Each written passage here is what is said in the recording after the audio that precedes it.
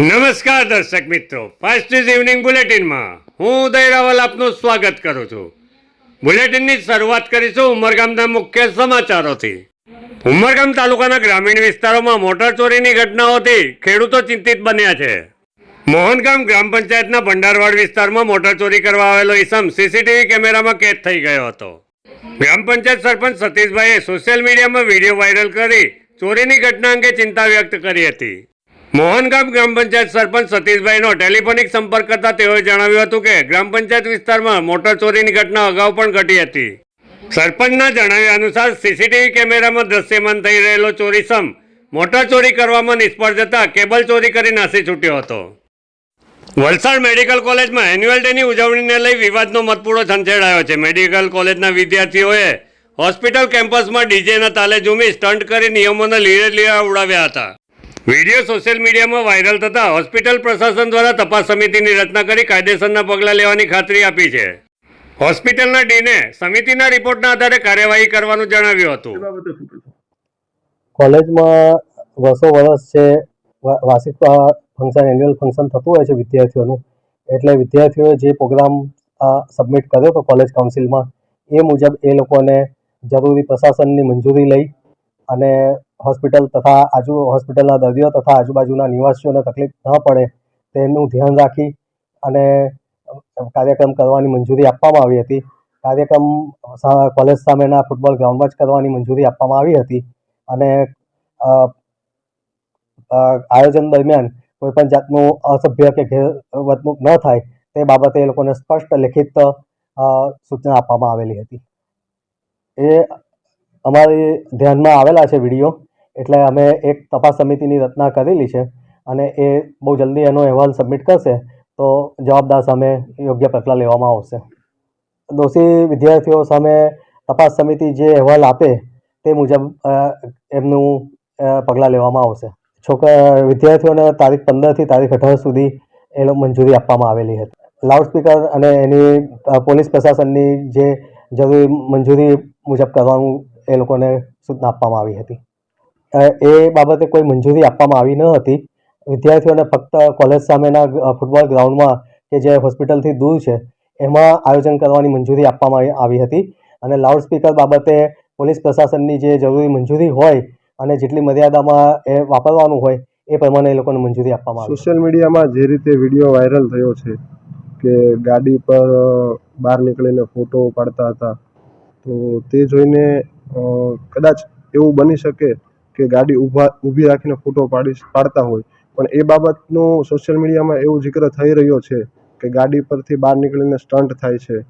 તો એ વસ્તુનો ખ્યાલ મને જ્યારે સોશિયલ મીડિયા પર વિડીયો વાયરલ થયા પછી પડ્યો છે. એ પહેલાં મને ખ્યાલ નહોતો અને હું એ બાબતથી અજાણ હતો અને હવેથી હું ખાતરી આપું છું કે એ વસ્તુ આગામી સમયમાં નહીં થાય અને જે થઈ છે એને અનુસંધાને જે પણ પગલાં ભરવામાં આવશે એ લેવાશે. જે પગલાં આ જે વિડીયો વાયરલ થયો છે એમાં જે દેખાઈ રહ્યું છે તેવા ઇસમો કે તત્વો સામે જે પણ કાયદાકીય કાર્યવાહી થવી જોઈએ તેમાં અમે કોઈ પણ અડચણ નહીં કરીએ, તેમજ તેમના સપોર્ટમાં રહીશું અને એમનો કોઈ અમને ઇસ્યુ નથી. અમારા અજાણતા વસ્તુઓ થઈ છે જે વિડીયો વાયરલ થયા પછી અમને જાણ થઈ છે. વલસાડમાં હેલ્મેટ ઝુંબેશ અંતર્ગત નિયમ ભંગ કરનારાઓ સામે પોલીસ દ્વારા કાર્યવાહી હાથ ધરવામાં આવી રહી છે.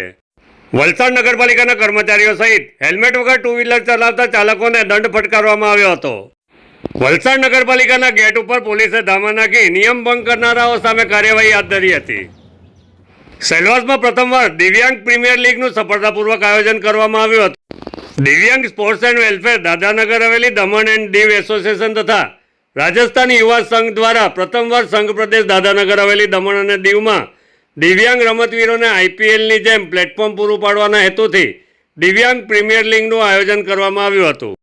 કાર્યક્રમના ઉદ્ઘાટન પ્રસંગે અમિત કુમાર આરડીસી દાદાનગર હવેલી તથા Rajni Shetty president Silvassa municipal council દ્વારા દીપ પ્રાગટ્ય કરવામાં આવ્યું હતું. દિવ્યાંગ પ્રીમિયર લીગમાં ભાગ લેનાર તમામ ખેલાડીઓને Arun Gupta director cum joint secretary sports and youth affairs Dadra Nagar Haveli Daman અને દીવે શુભકામના પાઠવી હતી. ટુર્નામેન્ટમાં 40 જેટલા દિવ્યાંગ ખેલાડીઓએ ભાગ લીધો હતો. आज बहुत तीन टीम खेल रही हैं और लोग अलग अलग मिक्स कैटेगरी के दिव्यांग हैं, तो ये काफ़ी यूनिक चीज़ है और हमारे यूटी में पहली बार ऐसा इवेंट। વલસાડ જિલ્લામાં હિટ એન્ડ રન કેસમાં 27 મૃતકના વારસદારોને રૂપિયા 2 લાખનું વળતર ચૂકવાયું હતું. વલસાડ જિલ્લા કલેક્ટર કચેરીમાં ઇન્ચાર્જ જિલ્લા મેજિસ્ટ્રેટ અતિરાગ ચપલોત અને વલસાડ જિલ્લા એસપી ડોક્ટર કરણરાજ વાઘેલાના હસ્તે સહાય ચૂકવવામાં આવી હતી. વલસાડ જિલ્લામાં થયેલા અકસ્માતો પૈકી જેમાં વાહનોની ઓળખ થયેલી ન હોય તેવા કિસ્સામાં અરજદારોની આવેલી અરજીઓ પૈકી તપાસ પૂર્ણ થયેલી હોય તેવી 28 અરજી સંદર્ભે નિર્ણય કરવા કમિટીની બેઠક 5/3/25ના રોજ મળી હતી. 28 પૈકી 27 અરજદારોની અરજી મંજૂર કરાઈ હતી. પ્રત્યેક મૃતકના વારસદારોને રૂપિયા 2 લાખનું વળતર મંજૂર કરવામાં આવ્યું હતું. અકસ્માતમાં ભોગ બનનારના પરિવારોને આંશિક રીતે આર્થિક મદદ મળી રહે તેવા હકારાત્મક અભિગમ સાથે જિલ્લા વહીવટી તંત્ર તરફથી ઇન્ચાર્જ મેજિસ્ટ્રેટ અતિરાગ ચપલોત તથા જિલ્લા એસપી ડોક્ટર કરણરાજ વાઘેલાના વરદ હસ્તે વળતરની મંજૂરી અને હુકમો મૃતકના કાયદેસરના વારસદારોને એનાયત કરવામાં આવ્યા હતા.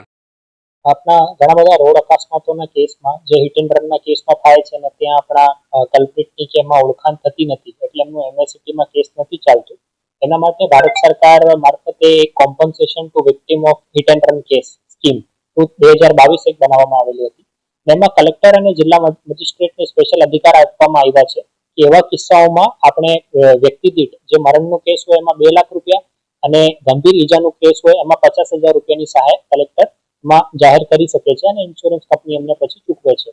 તો આના અનુસંધાને 5 માર્ચે જે બેઠક થઈ હતી આમાં લગભગ 28 અરજીઓ અમારી પાસે જે આવી હતી તે પૈકી 27નું અમે હકારાત્મકનું એક ડિસિઝન કલેક્ટર નમેશ સર દ્વારા લેવામાં આવ્યું હતું.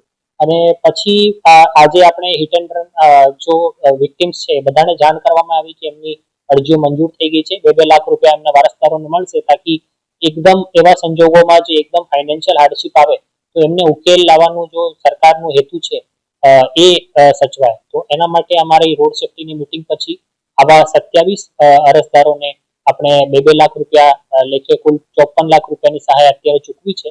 અને બીજાને પણ આગ્રહ એક કર્યું છે તંત્ર મારફતે એવા કોઈ કેસીસ હોય આઈડેન્ટિફાઈડ હિટ એન્ડ રનના તો અમારા કચેરીનો સંપર્ક કરે. ફોર્મ ભરવાથી લઈને આગળની બધી વ્યવસ્થાઓ માટે એ કલેક્ટર સાહેબે સ્પેશિયલ એક ટીમ બનાવેલી છે અને કલેક્ટર ઓફિસ અને એસપી ઓફિસનું આમાં એક ખાસું તાલમેલ થી બહુ સારું કામ વલસાડ જિલ્લામાં થઈ રહ્યું છે.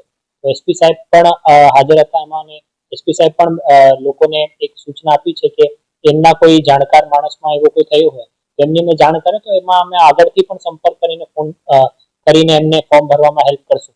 અને આવા કિસ્સામાં જો 2 લાખ રૂપિયા સરકારથી મદદ મળતી હોય તો લોકોના એકદમ ફાઇનાન્શિયલ હાર્ડશીપ ઇમરજન્સીના કેસીસમાં કામ લાગે છે. ફાસ્ટ ન્યૂઝ ઇવનિંગ બુલેટિનમાં આજે બસ આટલું જ. આવતીકાલે ફરી મળીશું. નમસ્કાર.